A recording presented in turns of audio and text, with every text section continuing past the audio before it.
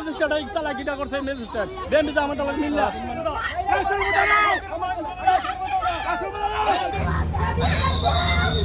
আমাদের এই পূজা আমরা করতে পারতেছি না। আমাদের আমাদেরকে জানি না আমাদের মন্দিরে বাবা উৎসব করছে কেন?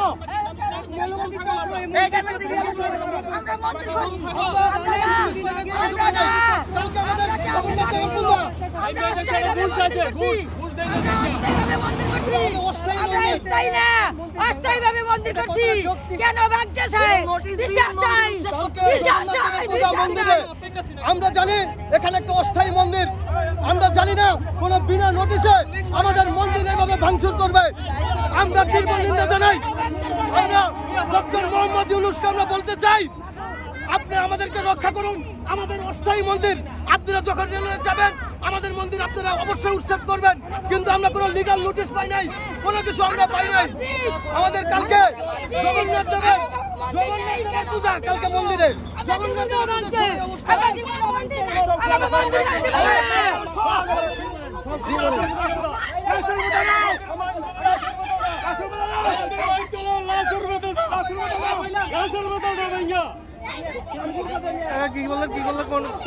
এই যে ম্যাজিস্ট্রেট এই চালাকিটা করছে ম্যাজিস্ট্রেট এগুলোকে মিল্লা বিএনপি জামাত আল্লাহ মিল্লা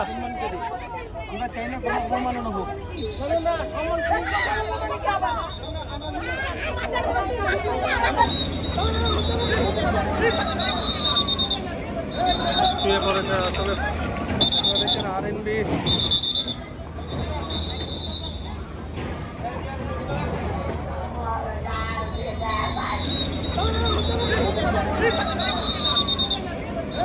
শুয়ে পড়েছে তবে আরএনবি আমি বলছি